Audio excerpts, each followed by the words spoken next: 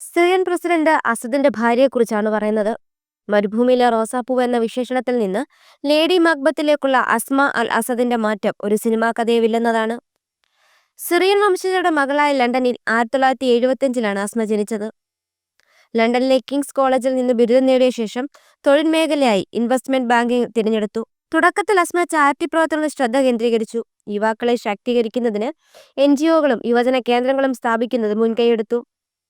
സിറിയയുടെ സാംസ്കാരിക പൈതൃകം സംരക്ഷിക്കുന്നതിനും വിദ്യാഭ്യാസം പ്രോത്സാഹിപ്പിക്കുന്നതിനുമുള്ള പ്രവർത്തനങ്ങൾ അസ്മയെ അന്താരാഷ്ട്ര പ്രശസ്തയാക്കി. 2011-ൽ സിറിയൻ ആഭ്യന്തര യുദ്ധം പൊട്ടിപ്പുറപ്പെട്ടതോടെയാണ് അസ്മയുടെ ഇമേജിൽ നാടകീയ മാറ്റമുണ്ടായത്. എതിർസ്വരങ്ങളെ അടിച്ചമർത്തുന്ന ഭർത്താവിനെ പിന്തുണയ്ക്കുന്നവൾ എന്ന നിലയിൽ അസ്മ കുപ്രസ് നേടി. അതോടെയാണ് അസ്മയ്ക്ക് ലേഡി മാക്ബത്ത് എന്ന വിളിപ്പേര് ലഭിച്ചത്. സിവിലിയന്മാർ കഷ്ടപ്പെടുകയും മരിക്കുകയും ചെയ്യുമ്പോൾ പോലും അസ്മ ആഡംബര ജീവിതം നയിച്ചത് ഏറെ വിവാദമായി. അതിനൊപ്പം യുദ്ധക്കുറ്റങ്ങളിൽ അസ്മയുടെ പങ്കാളിത്തത്തെക്കുറിച്ച് ലണ്ടനിലെ മെട്രോപൊളിറ്റൻ പോലീസ് അന്വേഷണം നടത്തി. തുടർന്ന് അസ്മയുടെ പൗരത്വം ബ്രിട്ടൻ റദ്ദാക്കി. അസദ് കുടുംബത്തിന്റെ ആസ്തി ഏകദേശം $1 മുതൽ $2 മില്യൺ ഇടയിലാണെന്നാണ് കണക്കാക്കുന്നത്.